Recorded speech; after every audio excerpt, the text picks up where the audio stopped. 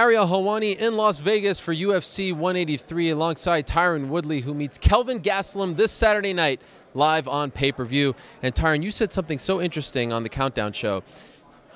He's 10-0. When you fought Nate Marquardt, you were 10-0, fighting for the belt, biggest fight of your life. Of course, it didn't go your way, and you kind of see some similarities there. So put us into his mind. What was it like for you 2 days before the biggest fight of your life? You're 10-0, and you're about to fight on this huge stage. Can you relate? Man, I just thought it was a no-lose situation. I thought I had in the bag. I mean, I wasn't overconfident.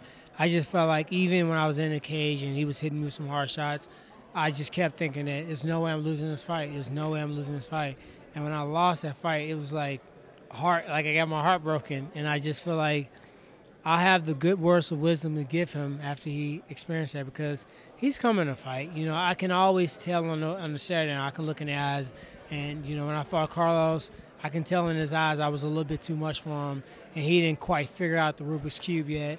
I fought Koscheck, and I looked in his eye, and he was ready to be out of the sport. This kid wanted to fight a little bit, and I embrace that, and I think that youth is great. But one thing that I've been fortunate and have great guys like Dean Thomas around me is that I'm not the fighter that didn't pick up the jiu-jitsu and didn't know how to strike and didn't know how to wrestle, and conditioning is a controllable variable. So when you think about that, what are his true assets? He's great conditioning, he's very durable, he can wrestle, right? He can't wrestle better than me. There's no way in hell. He's not faster than me. He's not stronger than me. He can't strike better than me. He might have, but he hasn't shown that he has better punching power than me. So usually the young up-and-coming fighter, they usually have more of what you didn't have because they've watched the fighters come through and they've made the corrections where we didn't. So I'm comfortable in that.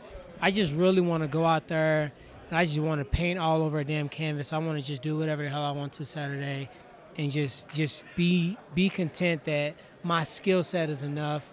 My takedown defense is enough for me to be free with my hands. My hands are, you know, crisp enough that I shouldn't be so cautious as I am sometimes. When he first came into the UFC on The Ultimate Fighter, I mean, there wasn't a lot of buzz. The last pick, you know, on the show, comes into the fight against Uriah Hall. A lot of people weren't picking him. And slowly but surely, he's won people over. Have you been impressed with him? You know, I never count the young guns out. You know, I train with Jordan Meehan, but I know if Jordan win 2 fights, we back in the same tier again. Right. You know, I watched Brandon Thatch. I watched freaking Gunnar Nelson. I watched Kelvin Gastelum. Those guys are never off. Actually, I'm watching those guys more. Some of the guys in our division, I feel like Matt Brown is the best he'll ever be. Hector Lombard is the best he'll ever be. Robbie is the best. The top 5, with the exception of myself, I feel like these guys, that's it. That's as far as they're going. These guys are still getting better. I don't expect to see the Kelvin that fought Jake Ellenberger coming in Saturday. I expect him to look at me, make some adjustments.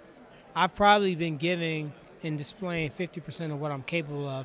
I'm still growing. When I went to Duke Roufus, great, humble experience. I got so much more to let out, and I think that's what makes me different. That separates me from the rest of the welterweights, that I've managed to be one of the top welterweights in the world in the toughest division in the world, and I'm still cracking the surface of what I can actually do. So why are the other top 5 guys not improving, but you are improving? What's the difference between you and them? It's not the fact that they're not improving. I just think they've reached their maximum potential. And how do you know that that's not the case with you? Because what I'm able to do and what I've done in the practice room and what I've done with different high-level world champion boxers and Muay Thai guys and grapplers and world champs. Marcelo Garcia told me, "You're the best wrestler I've ever grappled with." That's a big compliment coming from him. So by me saying and knowing that, and then, you know, sometimes people tell you and they say you're blessed and you got these gifts, but you have to start realizing those gifts yourself and not being cocky and arrogant, but you have to be willing to use those gifts. So for me, I think I've given a choppy display of he knocked the guy out here, he submitted the guy here, he grinded the guy here. I want to just press play and make it a smooth transition in all the different martial arts. How and why did you make your way to Milwaukee to train with Duke Roufus and his team? You know, I've been talking about going there for a long time. You know, me and Ben has been friends for a while, since college. Me and Anthony have become friends over the years. You know, I did a couple of days on a tough show with him. And me and Duke just talk fight philosophy, and I've always respected him. My plan was to go there outside of camp. And I sat there. It was a Sunday. And I said, okay. No, Saturday. I said, okay, I'm going to California, Florida, or Milwaukee tomorrow. Prayed about it. Said, God, give me a sign. I don't know which way to go. They all sound like pretty good choices.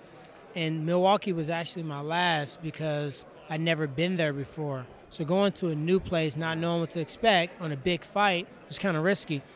So I sat there and I checked my Twitter, and I get a tweet from Mike Rhodes. And Mike Rhodes said, when you going to come up to Milwaukee and let me put these southpaws on you? And I said, I laughed out loud. I said, well, I might be up there sooner than what you think. And I was there the next morning. Wow. And he was like, I didn't even know you used to come here. And it's funny that I did a lot of training with him too. So. Wow, that's amazing. And you're one of those few guys. I mean, I think a lot of people want to pick your brain because you were there when CM Punk showed up for the first time, right? Yeah.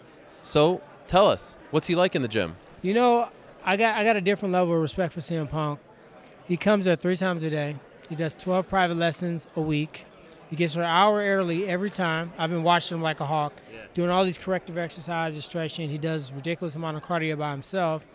He goes in there. He works with coach. He's incorporated now with the team practices. He's humble. He's a worker. He wants to learn. He wants to get better. He never said he was coming in to be a world champion. He never said he wants Johnny Hendricks. He just said that, hey, this is something I want to do, and I'm going to pursue that. I think that it's funny that when we look at Randy Couture, his career in MMA allowed him to be an actor. The Rock career in the WWE allowed him to be an actor. Brock Lesnar, his wrestling credentials allowed him to be in the WWE, which allowed him to be in the UFC, which allowed him to go back and forth. So I think that people need the energy they use to hate and bash people, they need to take that in their own personal lives. If you got time to be on the internet trolling and bashing, you're not successful because you got too much time to be doing leisure things. You need to be working, game planning your own life, and I think that's what people are doing. He's working his butt off. I'm not saying he's ready to freaking beat Anderson Silva, but he's doing what a person that has to make up a big gap of lost years of martial art, he's doing the things to make up the gap. How's everything back home in Missouri? It's going, man. You know, I think it's a long way. You know, I just saw recently on the civil side of it, they decided not to take that to trial either. It's pretty crazy. You know, after this fight, I got some meetings with some people in St. Louis. I'm opening a few businesses in Ferguson, giving some jobs back, and I'm going to start doing a more active approach on, you know, giving back to my community, like literally.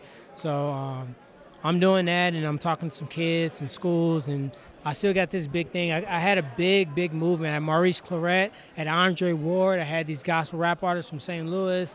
I had a big team. I had the dude Bone from Training Day. They all ready to go, and then I couldn't bring them there. It was dangerous. You know, people were shooting and throwing bombs and cocktails, so I couldn't bring them comfortably in a hostile territory. So now when things are settled down, I'll revisit those thoughts and I'll get back in there. Finally, it's been quite the road for you since your last fight. Everything that was going on, you know, back home, but you know, all the drama with Hector and the fights and all that. Do you feel like all that is behind you now? Like, do people still bring it up to you, or do you feel like maybe on Saturday, if you do something impressive, emphatic, that you can shut everyone up who's been talking for so long? But I always do something impressive, yes. And it never shuts people up. I think God created me to do something spectacular. The Chosen One is just not a nickname. I truly believe I was chosen for the sport, to display these gifts that I was given, to be a brand of integrity. I think the reason why you don't hear about me as much because I am that brand of integrity. And sometimes the people they're willing to be the yes man, they get the bump. And I think that I'll earn the bump by knocking people out and beating people up and consistently. Like I did the math of that. I've beaten like 5 or 6 top 10 fighters. Yeah. And you know, some guys, Matt Brown's never beat a top 10 fighter. Now, don't say that. I love Matt Brown. He fights like hell. I love watching him. I'm never going to know he's fighting and not watch him fight. But with that said, you got guys like Dong Young Kim, who I fought. He's 10th in the world. He beat Matt Brown. He beat Nate Diaz. He only had 2 losses, and that was to Damian Maia and Carlos Condit. How is he not in the top 5? So politics plays in sometimes, but I also know that, I said it before, you can delay, but you can't deny. I don't want the title shot. That's a soundbite. That's somebody that heard 50,000 other fighters say that, oh, I want the next title shot. That means you want a chance to fight in the world title fight. They didn't say you want to win. They didn't say you want to be the best. I will consistently be top 10 welterweights, and I will be the best fighter in the world at 170, and I feel like that's how you become that. You don't ask for title shots. You don't say, hey, I want the title shot. I'm going to be the world champion, and then it's just a matter of time. You already know who's next? I don't know who's next, and you know, in your mind.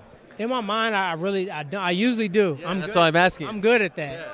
But now it's like it's the guys fighting at this time, so they're not ready at the same time I'll be ready. Right. Guys are already matched up. Guys are injured.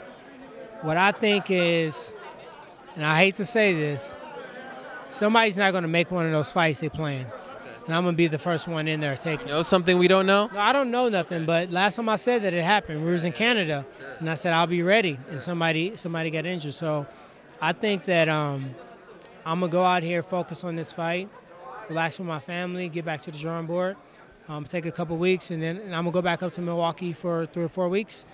I was growing, man. I almost mad it ended because I was putting together some smooth stuff. So I'm going to go back up there, and I'm going to work on my creativity, get back in the gi, get back on the ground a little bit, and then I'll be ready. I got a feeling I'm going to be in one of those bouts. Sorry, I lied. One more. Will Duke be in your corner? Duke will be in my corner. Wow. Duke being in Dean. That's your corner. That's very interesting. Wow, and you were only with them for a couple weeks. I want to say this. Anderson Silva got 20 people. I usually get 4 cornermen when I'm the co-main event. Sure. They told me no this time. Oh, man. I'm not saying nothing. Sure. But I see 15 people in some pretty pimped out damn button-ups and jumpsuits. And so I had one more guy in there. So now it's kind of looking a little weird because I got 1 ATT guy, 2 Roufus guys. Sure. So now more questions are going to be asked. But that's the corner. That's what I'm comfortable with. Those are the guys that was in the trenches with me this time. And I feel those guys I respect. They're going to get out of me and say the key words to get me going. Always a pleasure. Best of luck to you. Can't wait for this one. Thank you. Appreciate it, man.